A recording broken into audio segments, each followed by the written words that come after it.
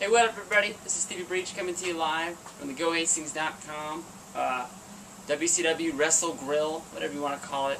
We're going to be doing some tri-tip today. Got a little smokehouse grill going on the tri-tip.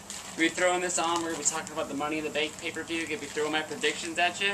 But before I start, let's get started with Edge is the Best One TV, your so-called YWC Money in the Bank champion.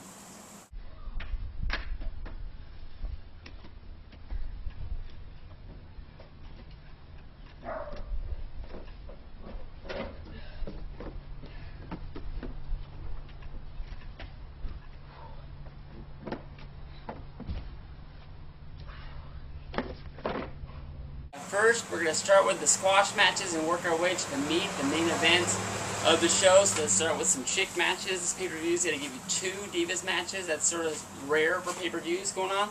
We got in the Divas Championship, we got Alicia Fox going against Orange is Everything Eve. Man, Eve is scaring me. She's starting to turn into the Thing from the comic book. I don't know comic books that much, but I see them in the commercials and I see the orange whole cans at Walmart. But Eve's starting to scare me, so I'm going to go with Alicia Fox, keeping the Divas title. She's had it for 1 month. I think they're going to let that reign keep going.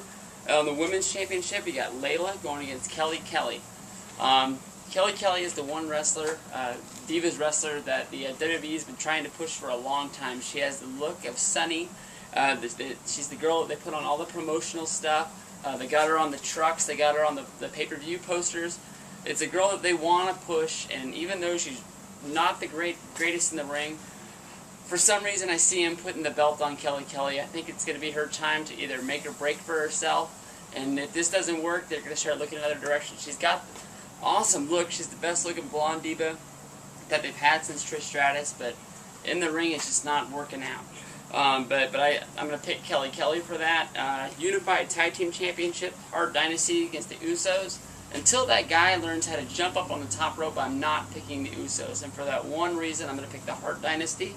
We got the World Heavyweight Championship match. Rey Mysterio against Jack Swagger. Everybody knows Jack Swagger is my man.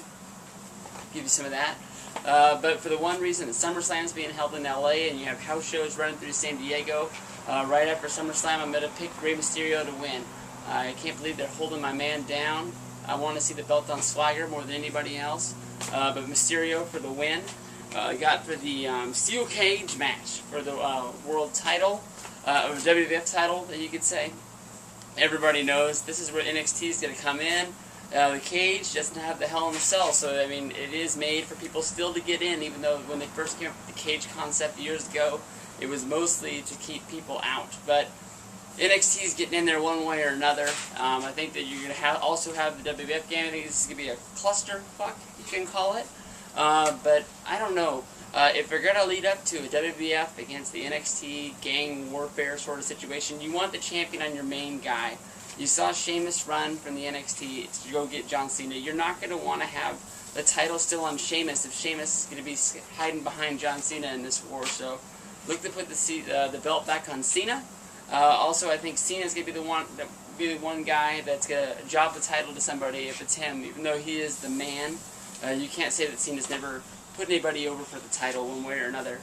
Then we got for the SmackDown Money in the Bank, I got to cheat on this one. I got Big Show, Matt Hardy, Christian, Kofi Kingston, Cody Rhodes, Kane, Drew McIntyre, and Dolph Ziggler.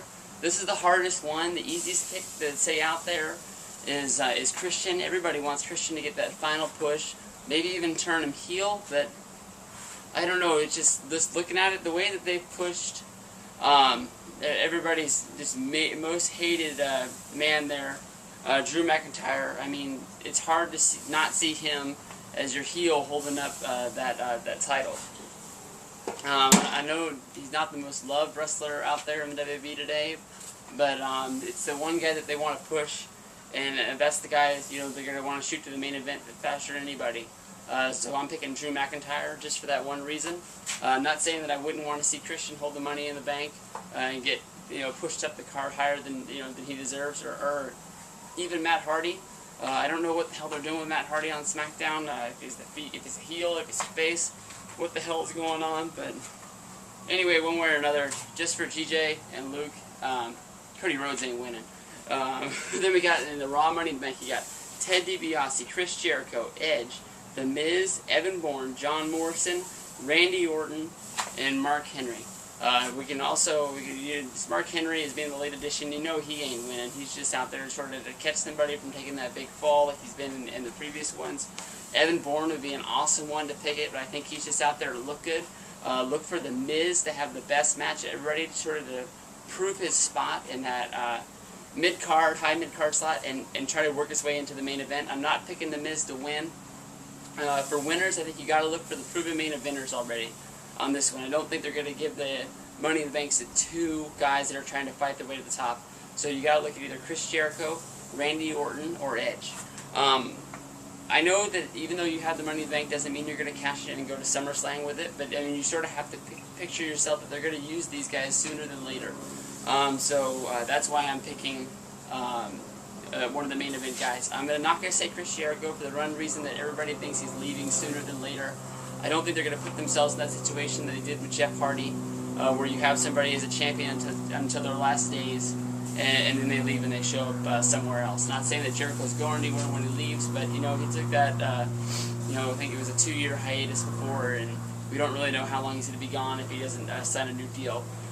So for the one reason that Randy Orton really isn't getting over as a face as well as everybody wants him to, I'm going to think that they're going to try to use this to elevate him. They use the belt sometimes to give that guy that extra push when the fans aren't behind him.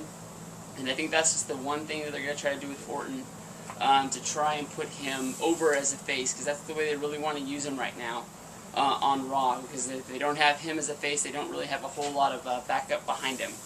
So that's what I'm saying. So just a rundown, I'm picking Alicia Fox, I'm picking Kelly Kelly, I'm picking Rey Mysterio, I'm picking John Cena, I'm picking Drew McIntyre, and I'm picking Randy Orton. Yeah, come on.